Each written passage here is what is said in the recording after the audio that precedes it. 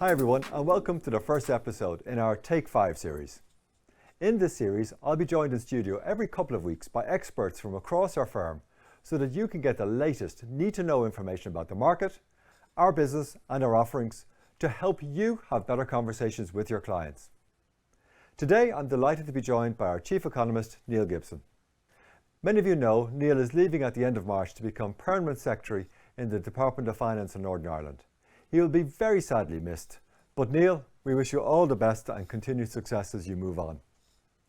But before you go, I was very eager to get you into the studio to have you as our first guest to help us make sense of the current economic situation and how it's likely to impact our clients.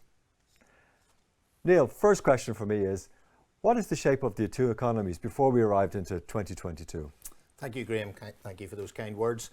As we began 2022, things were looking rather positive. Both of the two economies on the island were in good shape. Tax receipts had come in better than expected. The labour market was incredibly strong. There was a sense of confidence really built by the swiftness, nimbleness, agility of the firms across the island, but also the scale of intervention and support that the two governments had offered. So as we began this year, we actually did it with a considerable level of optimism, despite what we'd just been through with the pandemic and indeed Brexit. So a much better position and platform for which to face the challenges that we're now clearly facing. No, thanks, Neil. But as we see the war in Ukraine and the renewed surge in COVID numbers, both here and abroad, how does that change the complexion of that outlook going forward? Well, of course, the very tragic situation in Ukraine has had a demonstrable impact on economies throughout the world.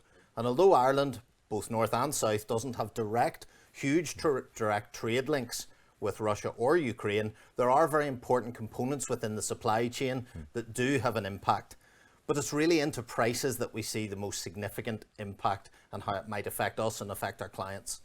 We're going to see significant inflationary pressures throughout this year, and that's going to mean higher prices for our consumers, higher prices for our businesses. And prices can have a very important impact upon confidence, spending levels of consumers and of businesses. It means our money, either ours, governments or businesses, doesn't go as far as we had hoped. And it's really in that price effect that we'll see the impact of the crisis coming home to the island of Ireland, rather than in those direct trade links, which are important, but rather a little bit less. No, look, I appreciate that. And you've been talking about price rises for quite some time. And as we look forward into 22 and 23 and beyond, how should businesses think about the impact of inflation feeding through to them? Well, I think it's very important for businesses not to think of this price increase as something simply linked to the crisis that we're seeing and therefore something that will pass very quickly. There are some underlying reasons that we should be worried about prices across the island. Some of those are to do with the focus now of technology, which is no longer focusing singularly on driving down prices, but thinking about environmental concerns, thinking about the sustainability, the products that we build, the services that we consume, are all being looked through a different lens. There's also other reasons to think that our price rises here on the island may stay a little bit more elevated than longer than they might do elsewhere in the world. Thinking about house prices, thinking about some of the specific pressures we have here on the island means that for all of our clients, it's important to plan what do sustained increases in prices mean for your business and what mitigations might you have, both in terms of how to drive those costs down and what you can and are able to pass on to your customer. No, appreciate that. And how do you think policymakers should react to that, or what do you think they will do going forward? It is a difficult time for policymakers. They obviously are focused very much on the humanitarian aid and need that's obviously an urgent requirement at the moment. But they also have to think about this cost of living crisis. We sit in a very privileged position here talking that we're maybe not facing the most extreme pressures that many on those on lowest of incomes are facing. And the government, both north and south, will have to be thinking very carefully about how to mitigate that impact.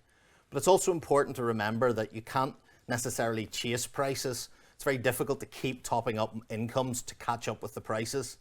And one of the important messages across the island is not to lose sight of some of the big strategic changes we need to see around our energy supply, around how we build our homes and our buildings, and how we deal with cost of living crisis in the medium term to make sure that we're better prepared for what will be, unfortunately, a repeat of this high energy price story that I'm sure we'll see again in the future.